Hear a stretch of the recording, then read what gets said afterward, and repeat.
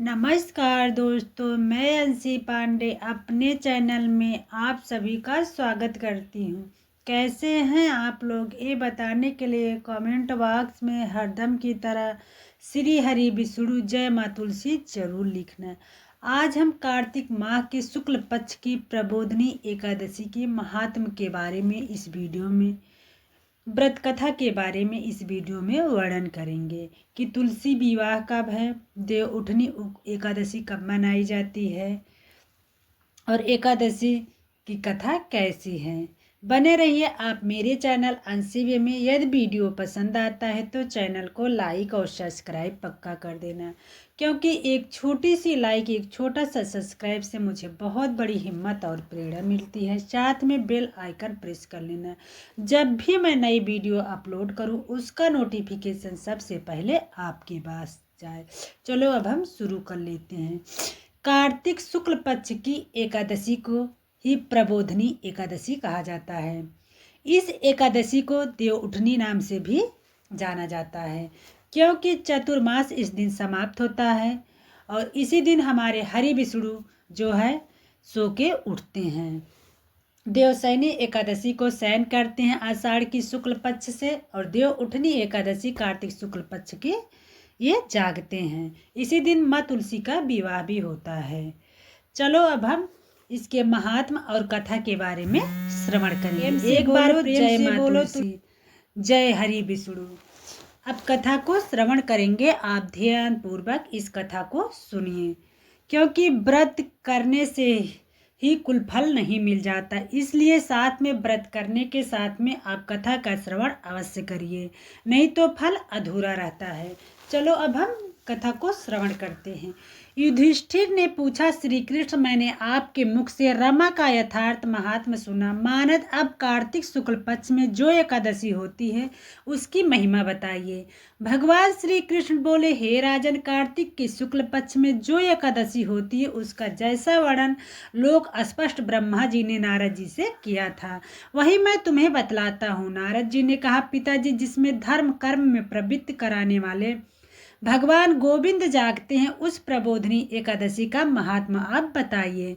ब्रह्मा जी बोले, हे मुनिश्रेष्ठ, प्रबोधनी का महात्मा पाप का नाश, पुण्य की वृद्धि तथा उत्तम बुद्धि वाले पुरुषों को मोक्ष प्रदान करने वाला है। समुद्र से लेकर सरोवर तक जितने भी तीर्थ हैं वह सभी अपने महात्म की तभी तक गर्जना करते हैं जब तक कि कार्तिक मास में भगवान विष्णु की प्रबोधनी तिथि नहीं आ जाती।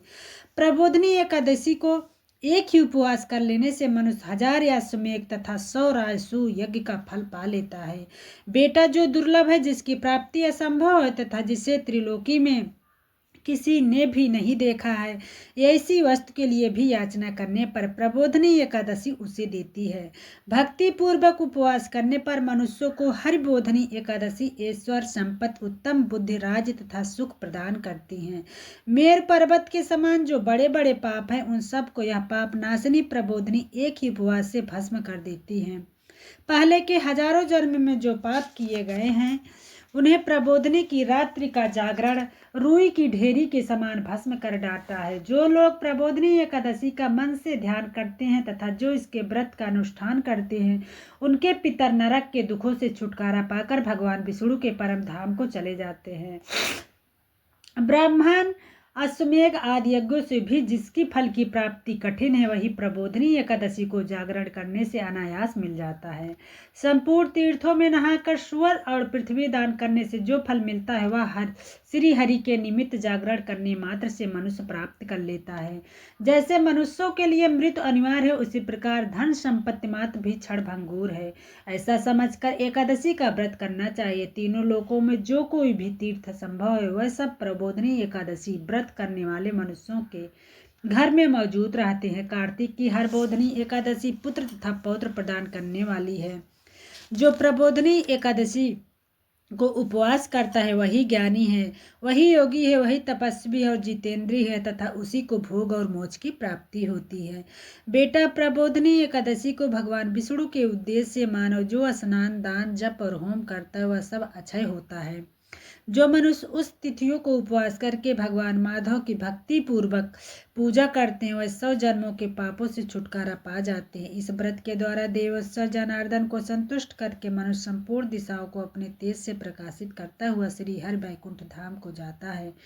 प्रबोधनी को पूजित होने पर भगवान गोविंद मनुष्यों के बचपन, जवानी और बुढ़ापे में किए हुए 100 जन्मों के पापों को चाहे वह अधिक हो या कम धो डालते हैं। अतः सर्वथा प्रयत्न करके संपूर्ण मनोवांछित फलों को देने वाले देवादेव जनार्दन की उपासना करनी चाहिए।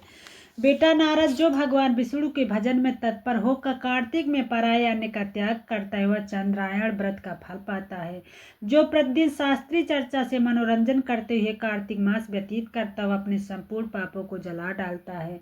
10,000 यज्ञों का फल प्राप्त करता है। कार्तिक मास में शास्त्रीय कथा के कहने सुनने से भगवान मधुसूदन जैसा संतोष प्राप्त होता है वैसा उन्हें यज्ञ, दान अथवा जप आदि से भी नहीं होता। जो शुभ कर्म परायण पुरुष कार्तिक मास में 1 या आधा श्लोक भी भगवान विष्णु की कथा वाचते हैं उन्हें 100 गोदान का फल मिलता है। महामुने कार्तिक में भगवान केशव के सामने शास्त्र का स्वाध्याय तथा श्रवण करना चाहिए। मुनिश्रेष्ठ, जो कार्तिक में कल्याण प्राप्ति के लिए लोभ से श्री हरि कथा का प्रबंध करता है वह अपनी 100 पीढ़ियों को तार देता है। जो मनुष्य सदा नियम पूर्वक कार्तिक मास में भगवान विष्णु की कथा सुनता है उसे सहस्त्र गोदान का फल मिलता है। जो प्रबोधनी एकादशी के दिन विष्णु की कथा श्रवण करता है उसे 100 दीपों से युक्त पृथ्वी दान करने का फल प्राप्त होता है। मुनिश्रेष्ठ, जो भगवान विष्णु की कथा सुनकर अपनी शक्ति के अनुसार कथावाचक की पूजा करते उन्हें अक्षय लोक की प्राप्ति होती है।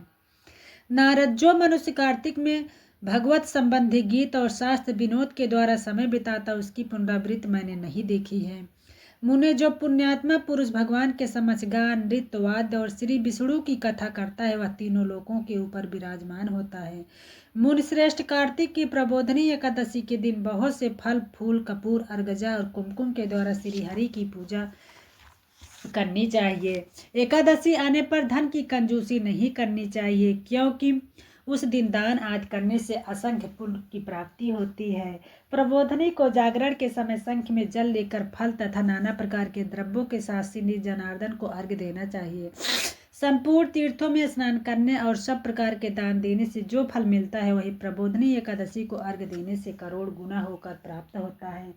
देवर से अर्घ्य के पश्चात भोजन, आच्छादन और दक्षिणा आदि द्वारा भगवान विष्णु की प्रसन्नता के लिए गुरु की पूजा करनी चाहिए। जो मनुष्य उस दिन श्रीमद् भागवत की कथा सुनता है अथवा पुराण का पाठ करता है उसे 1-1 अक्षर पर कपिलदान का फल मिलता है। मुनिश्रेष्ठ, कार्तिक में जो मनुष्य अपनी शक्ति के अनुसार शास्त्रोक्त रीत से वैष्णव व्रत एकादशी का पालन करता है उसकी मुक्ति अविचलित है। केतकी के लिए एक पत्ते पूजित होने पर भगवान गरुड़ध्वज 1000 वर्ष तक अत्यंत तृप्त रहते हैं। देवर्ष, जो अगस्त के फूल से भगवान जनार्दन की पूजा करता है उसके दर्शन मात्र से नरक की आग बुझ जाती है। वत्स, जो कार्तिक में भगवान जनार्दन को तुलसी के पत्र और पुष्प अर्पण करता है उनका जन्म भरण किया हुआ सारा पाप नष्ट हो जाता है। मुने, जो प्रतिदिन दर्शन किया तथा सारा पाप भस्म हो जाता है। स्पर्श, ध्यान, नाम कीर्तन, सत्वन, अपरसेचन, नित्य पूजन तथा नमस्कार के द्वारा तुलसी 9 प्रकार की भक्ति करते हैं वही कोटि सहस्त्र युगों के पुण्य प्राप्त करते हैं। नारद, सब प्रकार के फूलों और पत्तों को चढ़ाने से जो फल मिलता है वही कार्तिक मास में तुलसी मात्र 1 पत्ते मिल जाता है। कार्तिक आया देख प्रतिदिन नियम पूर्वक तुलसी के कोमल पत्तों से महाविष्णु श्री जनार्दन का पूजन करना चाहिए। 100 यज्ञों द्वारा देवताओं का यजन करने और अनेक प्रकार के दान देने से जो पुण्य प्राप्त होता है वह कार्तिक में तुलसी दल मात्र से केशव की पूजा करने पर प्राप्त होता है। बोलो श्री विष्णु हरि की जय, बोलो तुलसी माता की जय।